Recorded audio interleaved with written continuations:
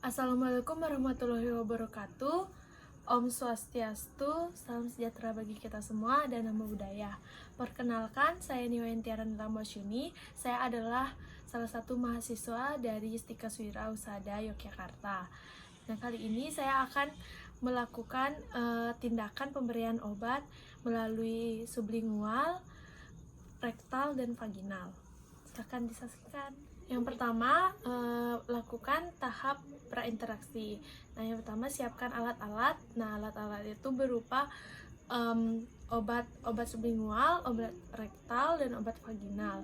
Dan juga ada tisu, ada jelly untuk sebagai pelumas, lalu ada kasa, lalu ada sarung tangan.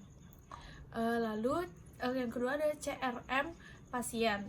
Lalu tahap yang kedua ada tahap interaksi, yaitu perkenalkan nama kita dan menanyakan identitas klien atau pasien, lalu memberitahukan tujuan kita dalam memberikan obat kepada pasien. Lalu lanjut kontrak waktu dan tanyakan ketersediaan pasien dan juga tanyakan apakah ada yang ditanyakan lagi. Lalu tahap yang ketiga, tahap kerja.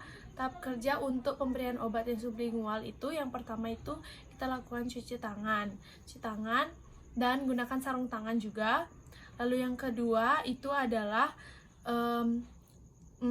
arahkan klien untuk melakukan posisi yang nyaman agar dia mampu minum obatnya. Lalu anjurkan klien untuk jangan menelan obatnya dan biarkan obatnya itu di bawah lidah. Lalu jika arahkan klien juga untuk menutup mulutnya dan meminum serta bicara untuk berapa waktu sampai obatnya habis. Dan selanjutnya saya akan menjelaskan tahap kerja untuk pemberian obat melalui rektal atau obat suppositoria. Nah, di sini yang pertama itu lakukan dengan hal yang sama, cuci tangan dan menggunakan sarung tangan. Lalu yang kedua minta atau bantu pasien untuk melakukan posisi miring kanan atau kiri sesuai kenyamanan pasien. Lalu yang kedua itu ambil obat suppositoria dan ambil juga pelumasnya dan oleskan pelumasnya pada ujung jari sedikit, lalu oleskan pada pinggiran anus. Lalu selanjutnya masukkan obat secara perlahan. Anjurkan pasien untuk menarik nafas dalam saat memasukkan obat. Lalu anjurkan kembali pasien untuk mengeluarkan nafasnya.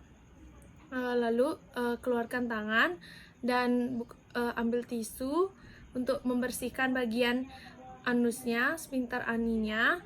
Lalu buka sarung tangan dan cuci tangan dan anjurkan pasien untuk melakukan posisi terlentang selama 5 menit.